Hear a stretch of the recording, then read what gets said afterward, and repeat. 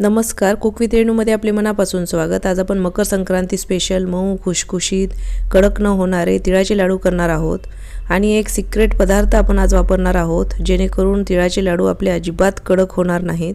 बऱ्याच जणांना तिळाचे लाडू बनवायला कठीण वाटते, पण आज मी अगदी सोपी पद्धत तुम्हाला सांगणार आहे आणि तेही मेजरमेंटच्या सोबत तुम्हाला ही रेसिपी शेअर करणार आहे जेणेकरून कोणालाही तिळाचे लाडू सहज बनवता येईल आणि अगदी कोणालाही खाता येईल असे तिळाचे लाडू आपले बनून तयार होतात। वयस्कर मंडळी सुद्धा हे तिळाचे लाडू खाऊ शकतात। इतके मस्त आपले तिळाचे लाडू तयार होतात। चला तर आपण रेसिपीला सुरुवात करूया। त्यासाठी मी गावरान तीळ घेतलेले आहेत। हे तीळ चवीला छान लागतात। गावरान तीळ जर तुमच्याकडे नसेल तर नॉर्मल तीळ पण तुम्ही वापरू शकता। आता हे तीळ मी मोजून घेते। कोणतीही एक वाटी तुम्ही सेट करा आणि त्याच वाटीने सर्व बाकीचे मेजरमेंट्स तुम्ही घ्या आणि बरोबर या वाटीने मी आता मोजून घेते। बरोबर 3 वाट्या हे तीळ झालेले आहेत। अर्धा किलोच्या पॅकेटमधले एवढे तीळ अजून माझे शिल्लक राहिलेले आहेत। अंदाजे पाव किलोच्या वरती हे तीळ आहेत आणि त्यासाठी मी 1 वाटी शेंगदाणे घेतलेले आहेत आणि शेंगदाण्याचं प्रमाण तुम्ही तुमच्या आवडीनुसार कमी जास्त करू शकता। आता कढईमध्ये मी तीळ टाकून घेतलेला आहे आणि मंद आचेवर तीळ छान आपल्याला भाजून घ्यायचा आहे। छान तीळ असं हलकसा फुलला पाहिजे, खूप जास्त आपल्याला करपवायचं नाही। तीळ भाजताना गॅसची फ्लेम कुठेही हाय करायची नाही आणि असं छान फुलला पाहिजे आणि चटचट चटचट आवाज येईपर्यंत आपण तीळ भाजून घेणार आहोत। आणि आता हे आपण ताटामध्ये काढून घेऊन थोडंसं थंड करून घेऊया। आता मी हे थंड करून घेते आणि बघा असं तीळ छान फुललेलं आहे आणि त्यानेच आपले लाडू छान खुशखुशीत होतात। तीळ आता मी थंड करायला ठेवते। आता आपण शेंगदाणे भाजून घेऊया।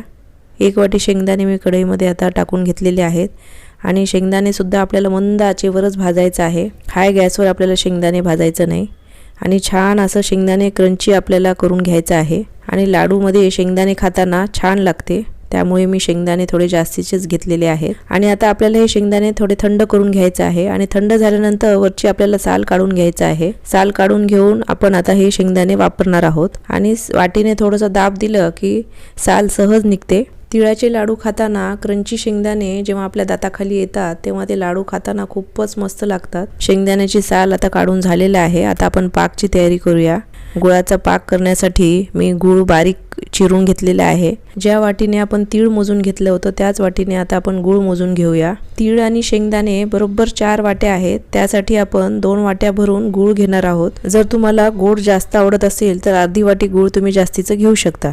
आता आपण पाक करून घेऊया। कढईमध्ये आता मी गूळ टाकून घेते। गूळ आपण आधीच चिरून घेतलेला आहे, त्यामुळे गूळ विरघळायला जास्तीचा वेळ लागत नाही। गॅसची फ्लेम मी स्लोच ठेवलेली आहे आणि आता थोडंसं पाणी आपल्याला टाकून घ्यायचं आहे। अंदाजे 2 चमचे मी पाणी टाकून घेतलेलं आहे। अजून एखादा चमचा तुम्ही पाणी टाकायचं तर टाकू शकता। पाणी टाकल्यामुळे गूळ लवकर मेल्ट होते आणि लाडू पण आपले नरम होतात, अजिबात कडक होत नाहीत। पाक करताना गॅसची फ्लेम आपल्याला स्लोच ठेवायचं आहे आणि बघा गूळ असं छान मेल्ट झाला पाहिजे। गूळ असं विरघळल्यानंतर अजून थोडा वेळ आपल्याला ठेवायचा आहे। पाक आपला आत्ताच झालेला नाही आहे। गुळाचा कलर बघा असा पूर्ण बदलला पाहिजे आणि असं थोडेसे बुडबुडेही तुम्हाला दिसले पाहिजे आणि असे बुडबुडे आल्यानंतर आपण आता एक सिक्रेट पदार्थ आपला टाकणार आहोत आणि ते आहे तूप।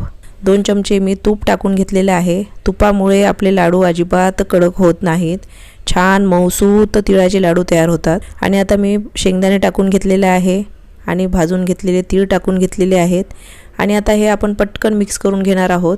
फक्त आपल्याला हे मिक्स करून घ्यायचं आहे आणि छान तीळ छान मिक्स झाल्यानंतर गॅस आपल्याला बंद करून घ्यायचा आहे। पाक आपला आधीच झालेला आहे, त्यामुळे मिश्रण जास्त वेळ आपण गॅसवर ठेवायचं नाही।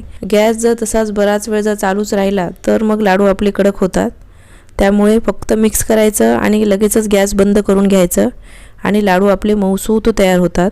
मिश्रण गरम गरम असतानाच आपल्याला लाडू वळून घ्यायचं आहे। खूप गार जर मिश्रण झालं तर लाडू वळले जात नाहीत आणि तसं जर झालं तर पुढे काय करायचं मी व्हिडिओमध्ये दाखवतेच।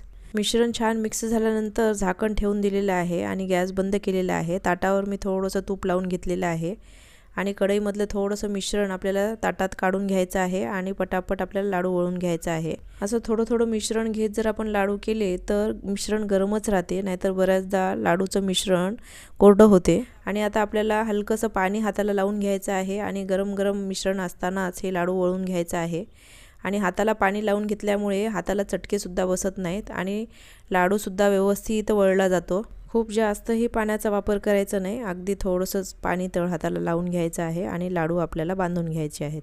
आणि लहान मोठे ज्या आकारामध्ये तुम्हाला लाडू पाहिजे असतील त्या आकारामध्ये तुम्ही लाडू करून घेऊ शकता. आता सर्वच लाडू आपल्याला अशा प्रकारे करून घ्यायचं आहे आणि मी मध्यम आकाराचे लाडू बनवून घेतलेले आहेत. लाडूच्या मिश्रणामध्ये आपण ऑलरेडी तूप टाकलं होतं, त्यामुळे ते अजिबात हाताला चिटकत नाही आणि लाडू आपल्याला सहज वळवता येते. आणि तूप टाकल्यामुळे ते लाडू नरमही राहण्यास मदत होते. लाडू अजिबात कडक होत नाहीत. नाहीतर बऱ्याचदा आपण जेव्हा बाजारातून लाडू आणतो ते अगदी कडक टणक असतात, दातांनी चावतासुद्धा येत नाही. पण आपले हे लाडू फारच मऊसूत बनून तयार होतात.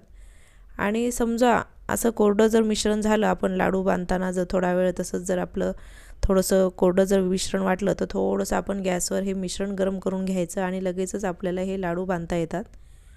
अशाच प्रकारे आपण सर्व लाडू आता करून घेणार आहोत. हे तिळाचे लाडू खूपच पौष्टिक असतात. हिवाळ्यामध्ये तर आवर्जून तिळाचे लाडू आपण खायलाच पाहिजे. मकर संक्रांतीसाठी खास आज आपण तिळाचे लाडू बनविलेले आहेत. तुम्ही देखील नक्की ट्राय करा आणि करायला तर खूपच सोपे आहे. आणि हे तिळाचे लाडू खूपच खुशखुशीत आणि मऊसूत बनलेले आहेत. एक मी तुम्हाला तोडूनही दाखवते, म्हणजे तुम्हाला तिळाचे लाडू किती मऊसूत झालेले आहे हे कळेल. बघा, अगदी हाताने सहज तुटत आहे. अजिबात हे लाडू कुठेही कडक झालेले नाही आहेत.